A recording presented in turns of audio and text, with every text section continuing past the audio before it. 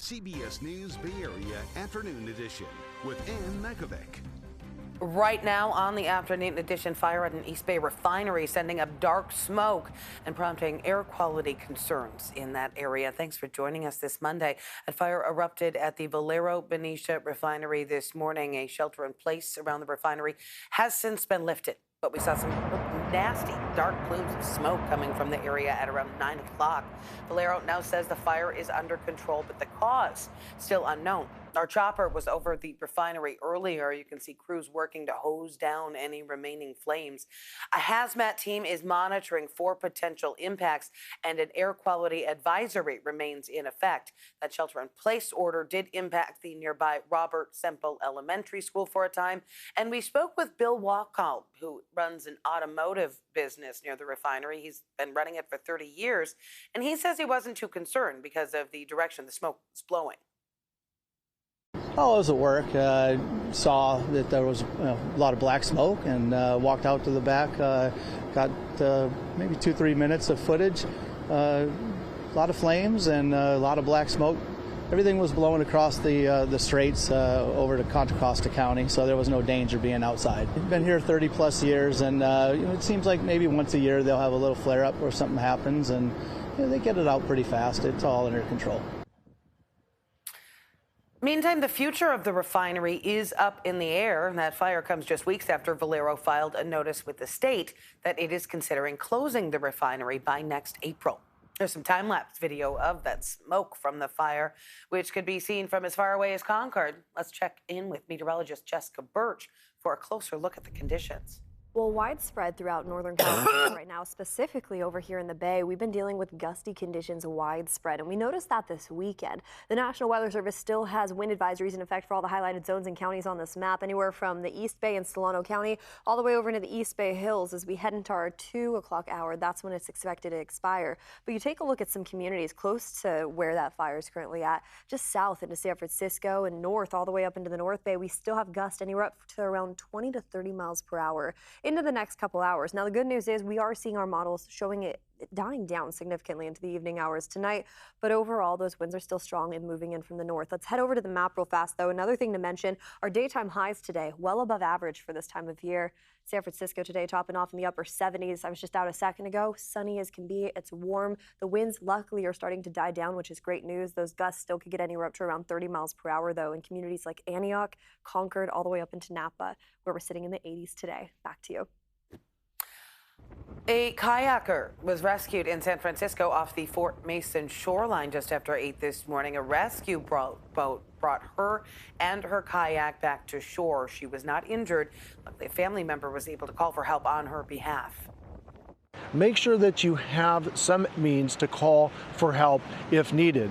Many people will carry their cell phones in a waterproof bag or carry a radio that's capable of contacting the U.S. Coast Guard or calling for distress. We are told that the kayaker was wearing appropriate safety gear just in case. A lot of reaction coming in after President Donald Trump says he is directing federal agencies to reopen Alcatraz as a federal prison, even though it has been closed for over 60 years.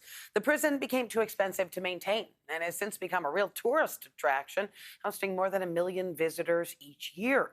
President Trump says his idea came because of all the pushback he's gotten from federal judges over the removal of migrants without due process. They want to have trials for every single, think of it, every single person that's in our country illegally, that came in illegally. That would mean millions of trials, and it's just so ridiculous what's happening. The president's proposal, of course, sparking immediate reaction. Veronica Macias is live with more on the likelihood of its reopening, which, as a prison, which does not seem that likely. It doesn't, and good afternoon. Yes, we know very little details about the president's proposal to reopen Alcatraz as a prison, but already people that we've talked to here at the marina telling me that it's better to keep this an iconic San Francisco attraction than returning it to a prison. Now, back when it did operate some 63 years ago, we do know that it could house up to 300 inmates, we know. And we know it was also very difficult difficult to get everything onto the rock as it's known here. It's not far from us here at the marina, just a little over a mile, but all the supplies that were coming in onto the rock, including fresh water, had to come in by boat. Now, the reason Alcatraz shut down, like you said, under then Attorney General Robert F. Kennedy, was because of the island's isolation. It was the ultimate security prison and an ideal place to house the most dangerous of criminals, people like Al Capone. And while the president's idea is not being taken seriously by some lawmakers on Capitol Hill, who say this is possibly all a distraction from concerns about tariffs and the economy, the idea has been brought up before. Under the Reagan administration, there was a proposal to perhaps hold up to 20,000 Cuban detainees on the rock. Plus, in the early 1900s, Angel Island held an immigration processing station for Asian immigrants. And the president's border czar has ordered already announcements here of an immediate assessment of the president's directive. Well, we need detention beds, and we do contracts, a lot of states, a lot of local municipalities, so that's, I think it's certainly an option, especially for the significant public safety threats, national security threats. I mean, should be on the table. However, people that we talked to earlier today here in the marina say that they had been to Alcatraz plenty of times as children, and while they support the president's crackdown on immigration, they say they don't think this idea is practical. No, that's our major tourist site and great for the economy. And then you go, oh, but it is a prison, but yet are there better alternatives? So again, I go back to the numbers more than the actual job description of it, because I think the numbers are going to dissolve this whole thing. While I think there does something need to be done about illegal immigration, I don't think reopening Alcatraz would make sense because it would be too expensive. You would have to totally redo the thing, probably even have to tear it down and rebuild it. And then it's very expensive to operate because you have to bring everything over. Okay, so looking at the numbers, and according to the National Park Service, the park, Alcatraz, brings in about 1.6 million visitors annually and also brings in a revenue of 600 million annually. So you have to compare the difference, whether you want this to be a big expense or whether you want this to generate money. People out here saying, keep Alcatraz the way it is. Yeah, does not sound like that math is adding up. Thank you, Veronica. Meantime, President Trump would not say whether it is his responsibility to uphold the Constitution and due process. His comments came during an interview with NBC's Meet the Press yesterday. Listen up. Your Secretary of State says everyone who's here, citizens and non-citizens, deserve due process. Do you agree, Mr. President? I don't know. I'm not a lawyer. I don't know. Well, the Fifth Amendment says I don't know. It seems it might say that, but if you're talking about that, then we'd have to have 1 million or 2 million or 3 million trials. This comes as the Trump administration trying to defend its deportation actions in federal court. Trump also pushing for tariffs on the movie industry, announcing on Truth Social last night that he has authorized the Department of Commerce and U.S. trade representatives to implement a 100% tariff on all movies produced outside of the United States. It's common for films of all sizes to shoot in the U.S. and in other countries, according to industry experts. One person is dead and a suspect detained in a shooting near 580 in Oakland this morning. Police got reports of multiple shots fired along Arkansas Street before 7:15 a.m. And then they found one person who had been shot. That person died at the hospital. Officers detained a suspect at the scene. Not clear yet what led up to that shooting.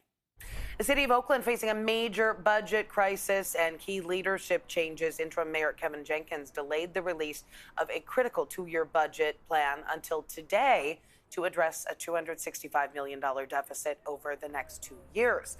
That delay gave incoming officials time for briefings. That follows the resignation of Finance Director Aaron Roseman last week, who reportedly left amid tension over the city's financial troubles. Roseman made waves when she warned in a report that the city was on the verge of potential bankruptcy. A new California bill aims to allow state funding for drug-free housing. Under current law, programs that receive funding cannot have sobriety requirements. That lowered the barriers to housing, but also cut funding for sober living programs. The new bill, introduced by Assemblymember Matt Haney, would allow up to 25% of funding to go toward drug-free housing. Mayor Daniel Lurie is throwing his support behind the bill after seeing it firsthand. The people I meet, including those that I met this morning on the way into work, are often in the grip of severe addiction. It's heartbreaking, and it's unacceptable to stand by and watch people suffer.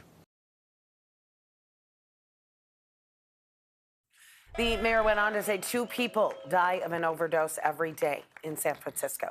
Public health officials in Santa Clara County are calling to address the health crisis in the Latino community. A recent Latino health assessment in the first 10 years found that there were shocking gaps in health access and outcomes.